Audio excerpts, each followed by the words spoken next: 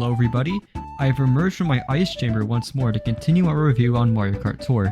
If you missed the first part, go watch that before watching this video. If you need a quick refresher, Mario Kart Tour came out, people mad, gambling, game wants your money, Mario looks cool, paddy wagon, cool racetracks, and developers were being a bitch.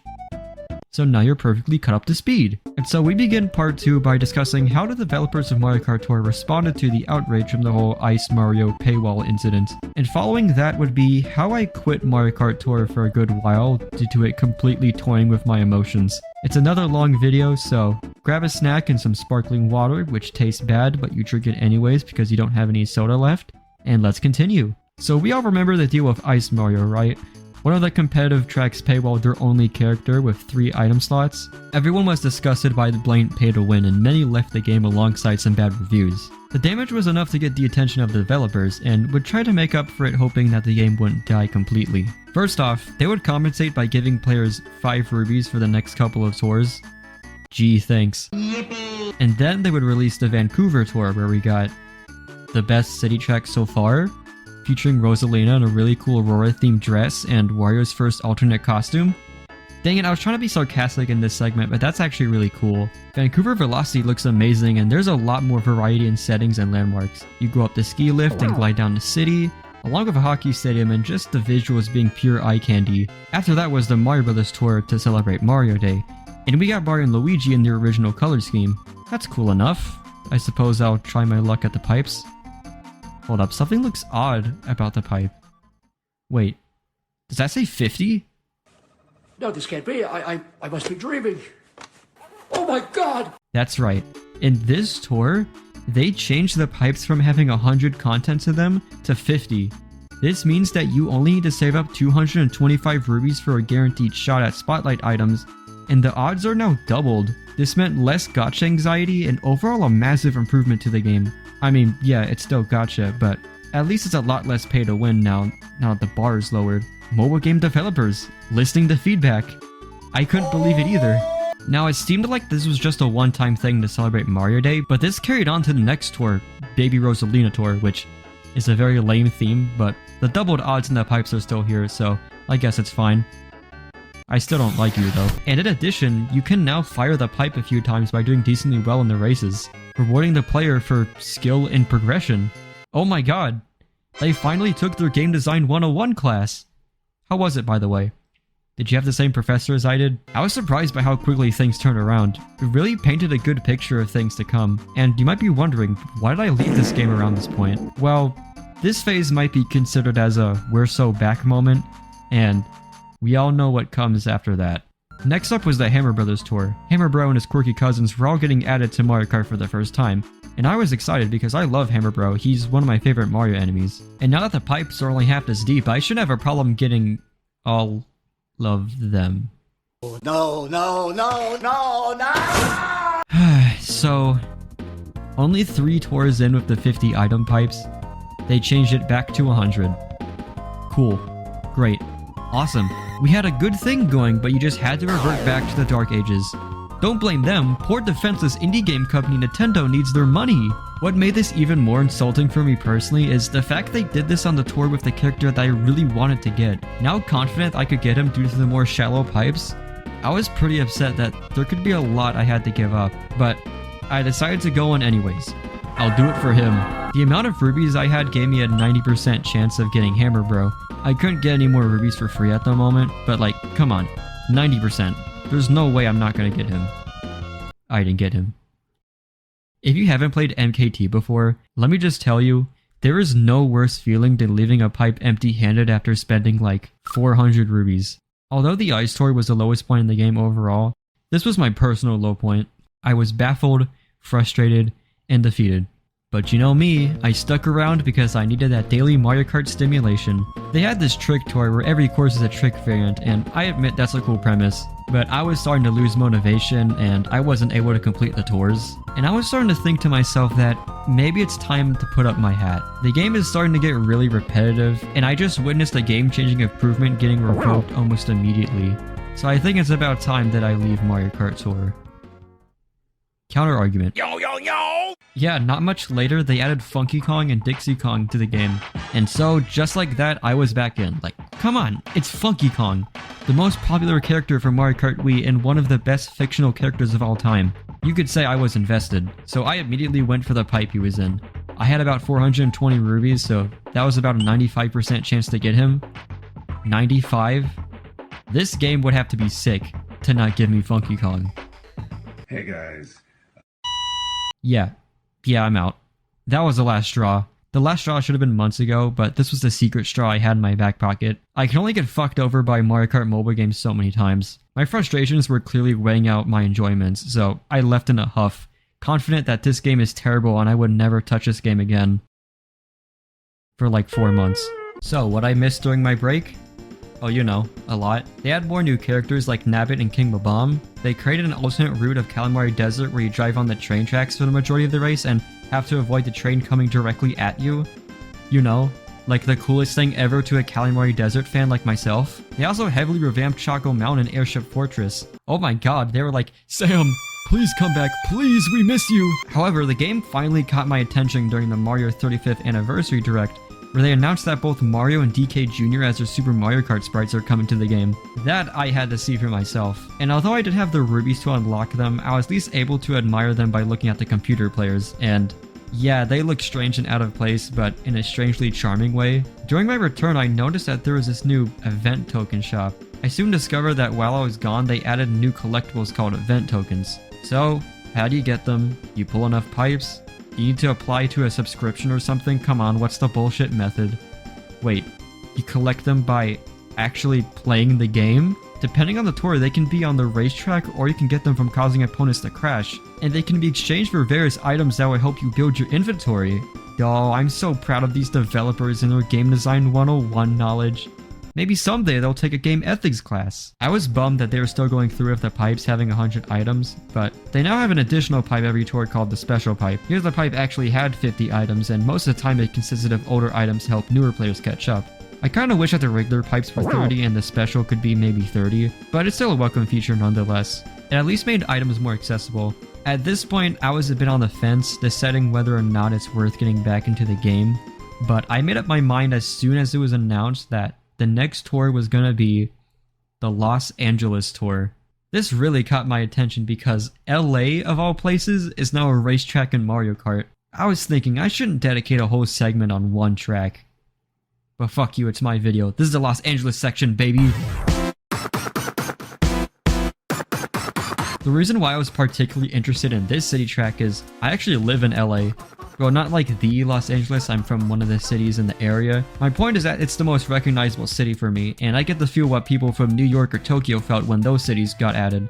Soy jack pointing and everything. I also think the idea of LA tie-ins to the bubbly Mario universe is just absurd. For those who aren't familiar with LA, have you at least played GTA 5? Yeah, Los Santos is based off Los Angeles and is horrifically accurate. The Mario Kart Tour devs must have played this and was like, what if Luigi was here? Jokes aside, this is actually one of my favorite city tracks. They use parts of the city to actually create fun course elements. The majority of the track is based off Santa Monica Beach, and driving around the beach is fun, but I would have liked to see more elements of the pier. I've been to Santa Monica Pier a few times, and they've got some fun attractions there, especially the arcade that I would have liked to see. And they have the Mario Kart arcade game there too, so there was a missed opportunity to add a cool Easter egg. We're also missing the crackheads that are usually in front of the bridge leading to the pier. There should be someone almost naked right about there. The second variant has you driving through the oil fields, which is a fun section because you have to have good timing so you don't get squished by the cranes. And in some variants you can actually trick off the top of the cranes, which is really satisfying. And finally, there is a Dodger Stadium, which I'm a bit disappointed by how brief it is. Would have been nice to actually drive on the field instead of gliding over it. And of course we have a cameo of staple West Coast fast food chain In-N-Out. Wait, it's burgers? I'm pretty sure it's called In-N-Out, but you know, I can just double check real quick. Oh. I could have sworn it was... Okay. Overall, the track design is about on par with most of the other city tracks, which is... eh. But my favorite part about this track by far is the music.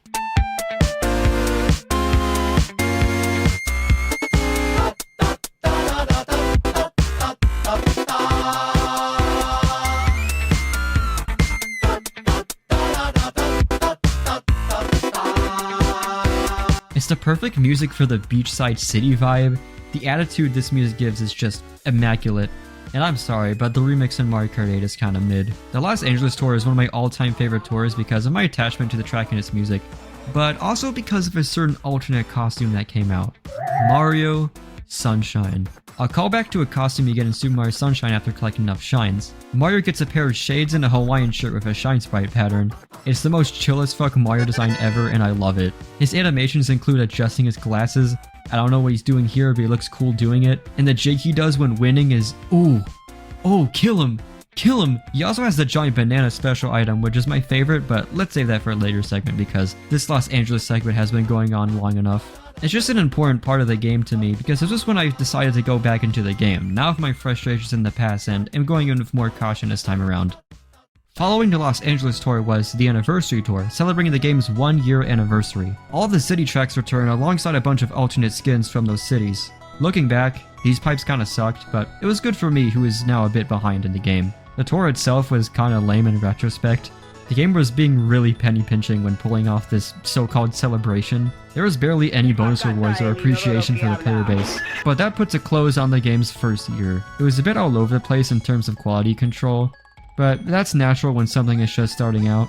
You know, we all have our successful disasters. I think the first year ended off on a high note though, so that makes me more hopeful than how things started out. And yes, we've only talked about the first year so far. We've only now just got to the second year. The less we complain, the sooner this can be over with.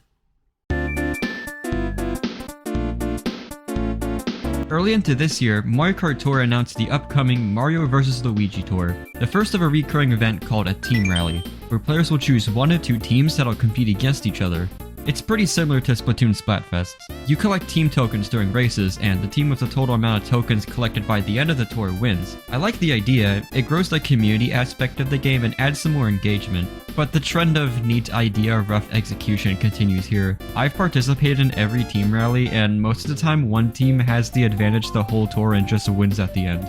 They do a thing where they check the team's points every 2 days and give the losing team a support bonus, but what ends up happening is that the losing team performs too good with the boost so that the boost goes to the other team and they dominate again. The stakes are very low too. Both of the teams get rewards, which the winning team gets like 5 more rubies. I won't fault the devs too much for this one because most of the problems can't really be helped. The teams were going to be unbalanced no matter what. One team is always going to have more cheaters and more tryhards than the other. One thing about team rallies I think is charming is that the drivers themselves will also be split between the 2 teams, and you only be able to collect tokens by using them. Some of the team choices are obvious, like of course Peach is going to be on Team Mario and Luigi on Team Daisy, but I love the ones that show a little more personality. Like Bowser having such a petty hatred for Mario that he'd rather side with Luigi. In Bowser vs. Donkey Kong, Peach is on Team Bowser, and my headcanon is that she was forced to be on his team. And then there's ones that confuse me a bit, like Bowser and his minions are on Team Daisy and Peach vs. Daisy. Like you think they'd be on Team Peach, but I guess they had to balance the teams out. But yeah, I like seeing which team all the characters choose. It's good character building. Overall, team rallies have a neat concept, and I like to see a similar premise in a future Mario Kart. After the team rally was the holiday season. Around this time, we would expect to get the usual snow or ice themed retro track like Should-be-Land or something. And to that, Mario Kart Tour says, "Fuck you! I hope your whole family has a nice Christmas!" Merry Mountain, a brand new track and the first that isn't based off a real world city. This made me excited for the future because it means that there's a lot more creative freedom for new tracks. So about Merry Mountain, it looks gorgeous, but the track layout is literally an oval. Nothing special. But I can't bring myself to hate on it too much because it has such a cozy and whimsical atmosphere. I really liked it at the time. Maybe I was more intrigued by the precedent it set for creating new tracks. And don't worry, this was not the last of the brand new tracks. Fast forward to the start of 2021, we would see another city track in the form of Berlin Byways. It really just blends in with the rest of the city tracks apart from the aforementioned Berlin Wall. It was also pointed out to me how much this was misinterpreted. What remains of the real Berlin Wall has a bunch of artwork that symbolizes positivity and creative expression, all that nice stuff. But in Mario Kart, it has a bunch of in-universe advertisements. That's that's not great. One thing I will give credit to Berlin Byways is the music. I had no idea you could mix dubstep and royal family-ass orchestra so well.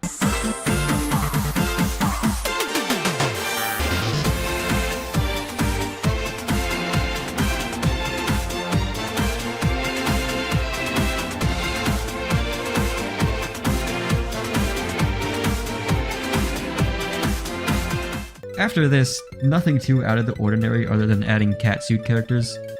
Ew. My cat Ronald the other day just lost a collar that looks exactly like that and then started using the internet. Hey, Ronald. It's been a while. That is until the announcement of a 1.5 anniversary celebration that would span across 3 tours.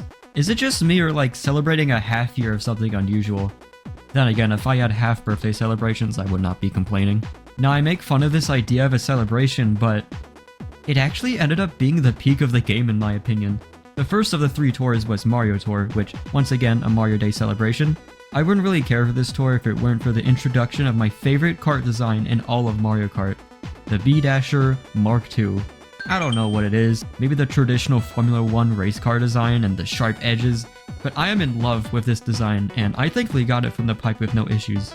It only got better from here with the Yoshi Tour representing Easter, and this introduced having drivers, karts, or gliders as rank rewards for higher placement. This was a great inclusion because it motivates the player to do exceptionally well instead of just good enough so they don't go down a tier. So far we've seen some fun additions here and there, but the peakest of the peak is yet to be seen. The third and final tour of this celebration is the Ninja Tour, which in my opinion was the best tour this game had to offer. First off, the new track Ninja Hideaway is amazing. I will admit it's a bit rough to play in 8 Deluxe, but it functions a lot better in the game that it was actually meant for.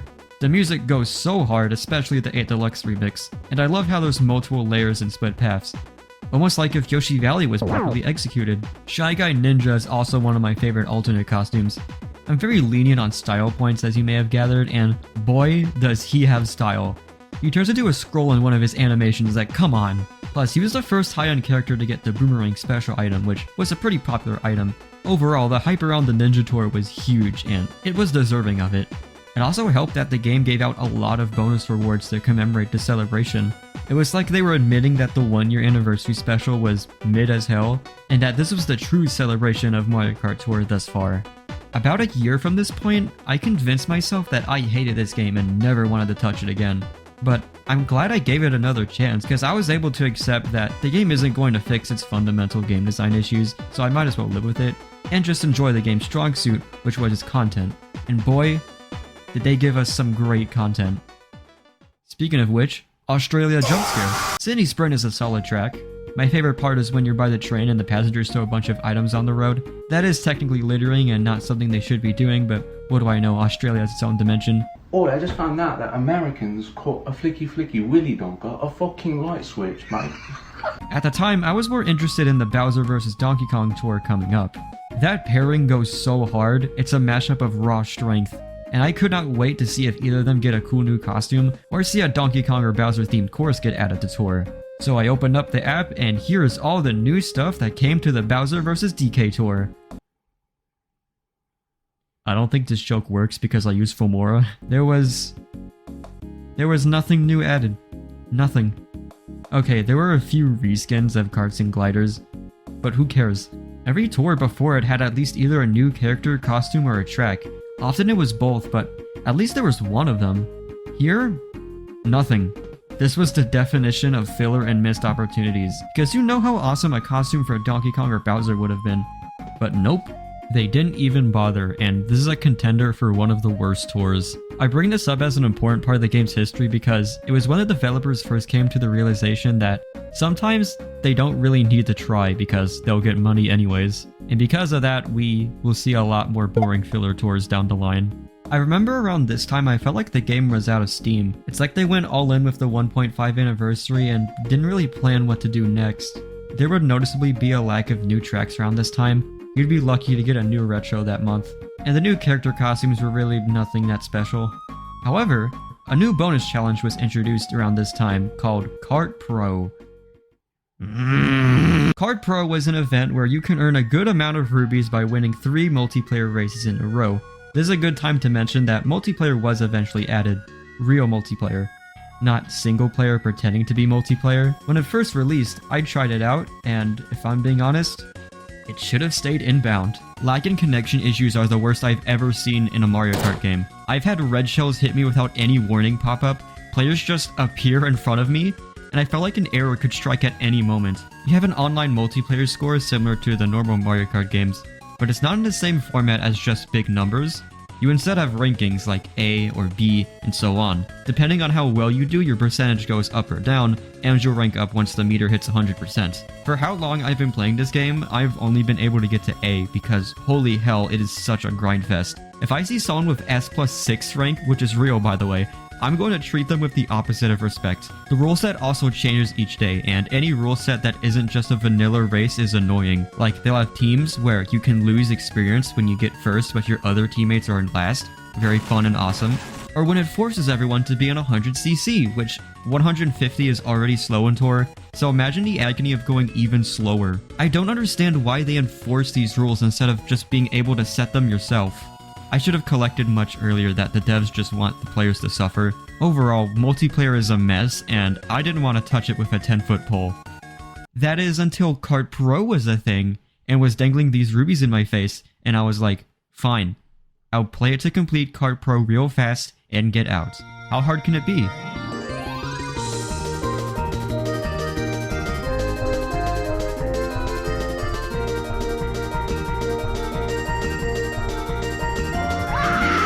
Kart Pro has to be the single most agonizing experience in any Mario Kart game. Imagine having to win 3 races in a row, right? While dealing with item hits not going through, other people's items hitting you out of nowhere, and the fear that the lobby will just self-destruct. If you get second or third, you can at least maintain your win streak, but lower than that, you have to start over. And now, this is the worst part. If there is a communication error in these servers that are run by a potato battery, that counts as a loss and you lose your win streak. You know how bullshit that is? That's like when a teacher marks you as unexcused absent even though on the way to school you got hit by a bus. Like, what did you expect me to do? This has taken me anywhere between 10 minutes to an hour, and it is the most miserable 10 minutes to an hour I've ever felt. But you know, I do it anyways because this game drip feeds your rubies and I have to take any method of getting them that doesn't involve spending money. But please, just stay away from multiplayer, it is the absolute worst, especially when the Kart Pro event is active. Anyways, they would pick up the pace a bit with the summer celebration, being another celebration with special awards and events, all that fun stuff, but it wasn't nearly as good as the 1.5 anniversary. I did appreciate the remake of Cheep Cheep Island and the return of Los Angeles Laps and Ninja Hideaway. The last event during the second year that's really worth mentioning was on August 25th, which was a very important moment not just in Mario Kart Tour, but the Mario Kart series. On August 25th, the Kamek Tour dropped, alongside the debut of Kamek. For those of you who are like straight face emoji, thumbs up emoji right now, I think you need a bit of a history lesson. You see, Kamek has had it rough with Mario Kart. The lack of Kamek, to be exact. He was originally going to be one of the characters in Mario Kart 64, but was replaced by Donkey Kong during development. Well, that kinda sucks, but maybe he can be a character in the near future, right? No. He did not make the roster in any of the Mario Kart games. He showed up in Wii as a bike. Oh no, what did they do to you? He was apparently scrapped again for base Mario Kart 8. Can't find any evidence now because the search results just show Kamek actually being in the game because of the boost scores pass, but trust me bro. Kamek has been done dirty throughout Mario Kart history and became one of the most popular wishlist characters for fans. So that's why his addition to Mario Kart Tour was so meaningful and was a lot more exciting than the other characters added. The devs were aware of the hype behind his character too because they put him on the cover with the tour being named after him and everything. And they also gave him the most popular special item being Coin Box. I'm not even the biggest Kamek fan, but I just find his history with Mario Kart to be very intriguing, so I consider his debut to be an important moment in Mario Kart Tour. And for those who main Kamek in Mario Kart 8, which I do on occasion, you have this game to thank for it. So you might have noticed I've been pointing out that certain special skills like the Coin Box or Boomerang Flower were popular among the community. To explain why, I suppose it's the best time to talk about Mario Kart Tour's meta. Yeah, Mario Kart Tour has a meta. Even more so than the console games. The meta of a game, for those who don't know, means the optimal strategy or decisions you make for the best possible performance. For instance, the meta combination of Mario Kart Wii is Funky Kong and the Flame Runner due to having the highest speed stat, but things work a bit differently on the phone. Every character, kart, and glider combination have the same speed, so players instead have to choose what to race with based on how high of a score it will give them. Players have concluded that the special items that are the best at achieving this are the lucky 7, because, you know, there's a bunch of shit flying out, so you'll get points from all the casualties. Giant Banana, which is my personal favorite, because when you get a Frenzy and place like 20 giant bananas, the track becomes a fucking minefield and you get a bunch of hit notifications.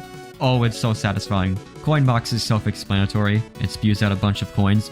Coins give you points. Obviously, it's really good. These 3 special items are viewed as the most optimal when scoring points. The Holy Trinity, if you will. But there's a 4th item that is argued to be even better than all of them.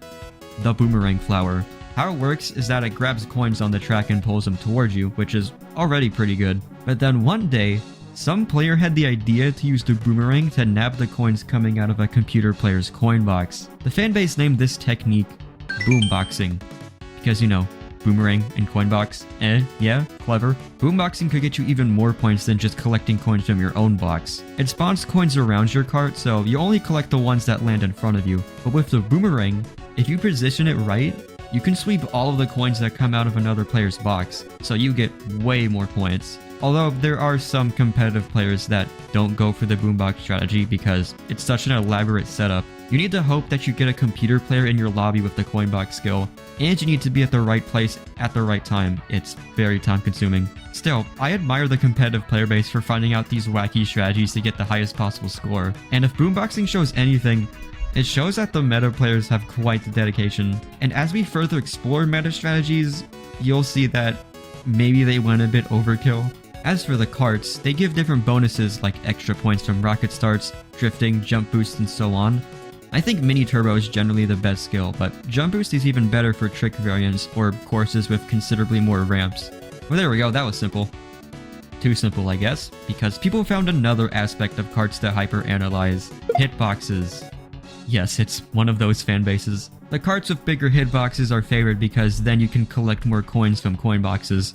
Now, I understand where they're coming from. I agree that a bigger hitbox helps, but from my observations, it seems like its importance is a bit exaggerated in the competitive space. From my experience of being in the community servers, whenever a new cart drops, there would be so much yapping about its hitbox size, and I can't help but feel annoyed. Like, so much effort is put into some of these cart designs, but, you know, if they're small, they get treated like shit, and it makes me sad. The gliders, thankfully, aren't that deep. They just give increased chances to get a certain item. I find items that increase lightning to be the best because it won't interfere with your odds of getting your special items since you can only get lightning in last place anyways, at least to my knowledge. So yeah, that's the meta of Mario Kart Tour. Drivers with certain special items, carts gotta be big, and gliders doesn't really matter. Unfortunately, it gets deeper and it gets worse. I'm about to open a big can of worms, so I'm gonna try my hardest to make sure you follow along with me. You see, you can't just pick any coinbox driver on any track, because remember, each driver, cart, and glider has a list of tracks they perform the best at, so you also have to make sure that driver is favored on that track. Each tour, a bunch of items get buffed, or get new favorite tracks, and the more of those they get, the more valuable they become. How can you tell if an item will get buffed next tour? You really can't. You can pick up context clues, but there's no certain way to know how much an item will get buffed next tour. Let's say you got, I don't know, Mario Tuxedo, and you think you'll get a lot of favorite tracks, so you put a bunch of tickets on them. You only think he will do well. There's no way of knowing if he will show up in the next tour's Ranked Cup until that tour happens, so you're just hoping and praying they do well. You can get a vague idea of how well they'll do because if the game makes them harder to get, then chances are they'll get more tracks, but you can't always be certain. But once you've collected enough meta items, you then have to worry about overlap, where let's say a character is favored on the same track that favors an even better character, so that character becomes worthless on that track. Do I still have your attention? I have some problems with this.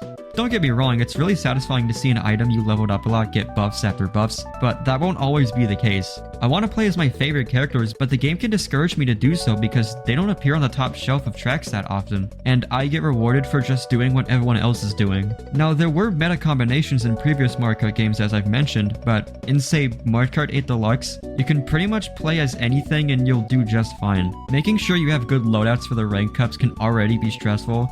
So imagine doing all cup ranking, where you need to make sure you have good loadouts in every track in that tour. The community has made these trackers and spreadsheets to help project your scoring potential for each track. It does seem to make the all cup ranking experience more organized, but at that point, are we still playing Mario Kart?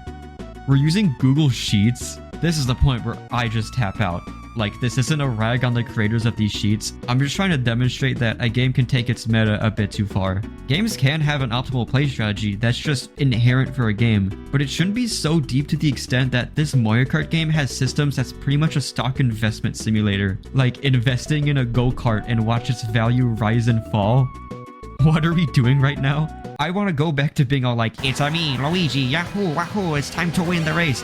And now it's like, oh no. The sneaker just went down 12%. The meta of Mario Kart Tour is overly complicated, and if I lost you during this segment, that only proves my point. I really tried my best to explain it. And this brings up a good point on why many Mario Kart fans do not care for this installment.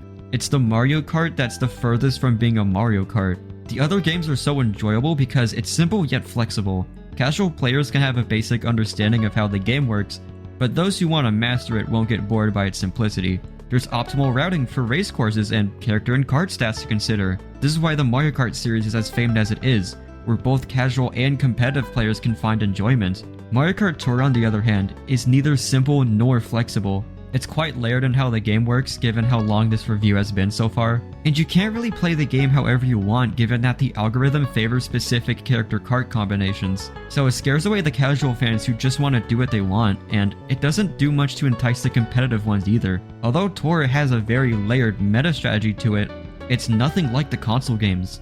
No vehicle stats or optimal course cutting, now that the vehicles have completely different kinds of stats, and that the goal is to keep a score combo rather than purely crossing the finish line. My point to all this is that you can't really blame anyone for not liking Mario Kart Tour. It's natural for a Mario Kart fan to not be interested in the game that is the least Mario Kart. Being a fan of a game series does not mean you have to like every installment and be on board when one completely changes how it works. People don't like Mario Kart simply because it has Mario in a kart. They like the mechanics and strategies that make it Mario Kart. So when Tour reworks the game's mechanics that fans were completely content with, then yeah, no shit, people aren't going to like it. If you're a fan of MKT, that's totally fine. I can see the appeal in this game's strategies as I've enjoyed them myself. But it's important that you at least understand why other people aren't a fan. If you dismiss any criticism as people just being ignorant haters, that's not healthy. And defensive fanboyism is arguably more toxic than hating on the game. It amazes me how illiterate some people can be whenever a fanbase of a game series has fucking 2 factions. Anyways, I strongly suggest going in this game with a semi-casual approach, as I've previously mentioned, balancing your needs with your wants. But if you really want to go full competitive, just embrace the migraines. Well, on that note, I don't know what kind of note, but a note, here's where we will end off this part. I think we all need a break after that. Next part will be the final one, where we go over the rest of Mario Kart Tour's history. The most important parts of the game occur around the following years, so we've still got a lot of stuff to talk about. And then, I will finally be able to discuss something in this game that is so unbelievably scummy and still pisses me off to this day. But we'll just have to wait. I appreciate those who made it through both the last video and this one. It means a lot that you're willing to listen to my ramblings. So once again, to show my appreciation, here's a funny. You woke me up at 6 a.m. to take you to Dunkin' Donuts. And you still went and got donut fries. You got donut fries, you fucking liar! I don't even know what a donut fry is! I walked in and got a bagel!